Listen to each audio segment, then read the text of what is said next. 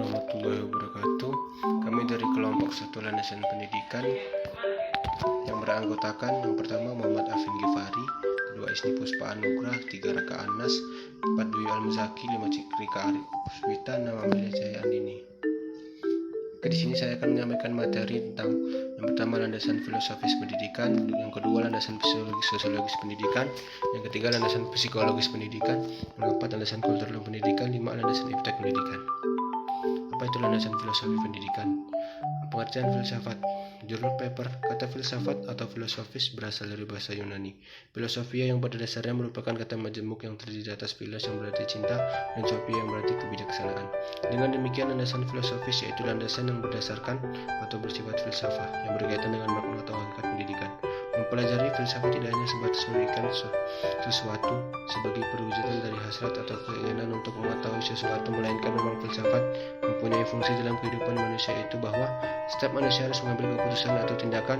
2 keputusan yang diambil adalah keputusan itu sendiri. 3 dengan bersifat dapat menyelesaikan paham konflik dan untuk menghadapi kesimpang siuran dunia yang selalu berubah.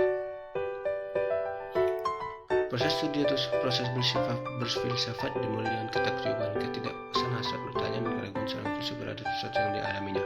Sehubungan dengan itu, dalam berfilsafat, para filsuf tidak berpikir dengan bertolak pada suatu asumsi yang telah ada. Sebaliknya, mereka menguji asumsi yang telah ada.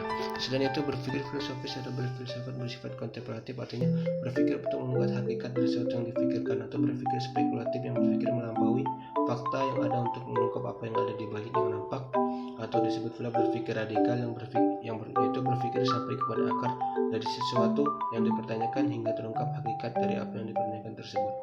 Adapun dalam rangka mengungkap hakikat sesuatu yang dipertanyakannya, itu para filsuf berpikir secara sinoptik, yaitu berpikir dengan pola yang bersifat merangkum keseluruhan tentang apa yang sedang dipikirkan atau dipertanyakan. Pola berpikir ini merupakan kebalikan dari pola berpikir analitik. Perlu dipahami pula bahwa dalam berpikir itu para filsuf melibatkan seluruh pengalaman insannya sehingga bersifat subjektif. Kedua, apa itu landasan sosiologis pendidikan?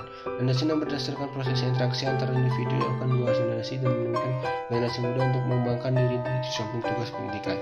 Mengembangkan aspek sosial, aspek itu sendiri sangat berperan dalam membantu anak dalam upaya mengembangkan dirinya, maka segi sosial ini perlu diperhatikan dalam proses pendidikan. Menurut para ahli bahwa satu tujuan pendidikan adalah bahwa pendidik itu bertujuan membimbing agar kelak dapat hidup serasi dengan masyarakat tempat hidupnya.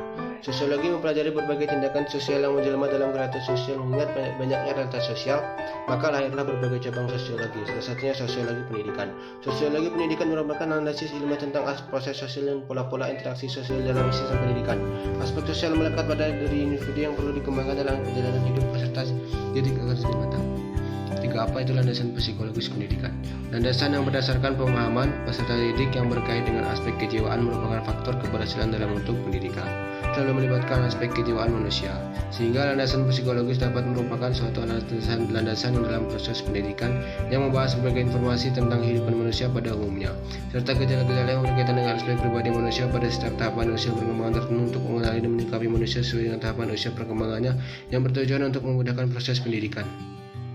4. Apa itu landasan kultural pendidikan? Landasan kultural pendidikan adalah suatu upaya sadar untuk mengembangkan potensi peserta didik secara optimal. Usaha sadar itu tidak boleh lepaskan dari lingkungan peserta didik berada, terutama dari lingkungan budayanya, karena peserta didik hidup tak terpisahkan dalam lingkungannya dan bertindak sesuai dengan kaidah-kaidah kebudayaannya. Budaya dalam proses pendidikan pada peserta didik secara aktif bertujuan untuk mengembangkan potensi dirinya, melakukan internalisasi dan mengaitkan nilai-nilai menjadi kepribadian mereka dalam bergaul di masyarakat, mengembangkan kehidupan masyarakat yang lebih bersejahtera, serta mengembangkan kehidupan bangsa yang bermartabat. Pendidikan yang tidak dilandasi oleh prinsip itu akan menyebabkan peserta didik tercampur dari akar budayanya. Ketika hal ini terjadi, maka mereka tidak akan mengenal budaya dengan baik sehingga dia menjadi orang asing dalam lingkungan budayanya. Selain menjadi orang asing, yang lebih mengerikan adalah dia menjadi orang yang tidak menjadi budayanya. Yang terakhir, materi apa itu landasan pendidikan?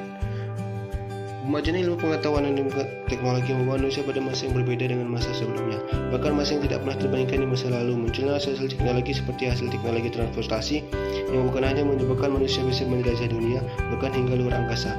Demikian juga kemajuan dalam teknologi informasi dan komunikasi yang memungkinkan manusia untuk mengetahui informasi dari berbagai belahan dunia dalam waktu singkat. Iptek memiliki seluruh bangsa senantiasa berkembang mengikuti perkembangan masyarakatnya. Perkembangan Iptek memiliki peran yang cukup luas, meliputi segala bidang kehidupan, politik, ekonomi, sosial, budaya, keagamaan, keamanan, pendidikan, dan lain-lain. Dalam bidang pendidikan, perkembangan teknologi industri mempunyai hubungan timbal balik dengan pendidikan. Kesimpulan, Pendidikan selalu berkaitan dengan manusia, dan hasilnya tidak segera tampak. Diperlukan satu generasi untuk melihat suatu akhir dari pendidikan itu. Oleh karena itu, apabila terjadi suatu keliruan yang bergerak akibat kegagalan, pada umumnya sudah terlambat untuk memperbaikinya. Kenyataannya ini menuntut agar pendidikan itu dirancang dan didesain secermat mungkin dengan memperhatikan sejumlah landasan dan asas pendidikan.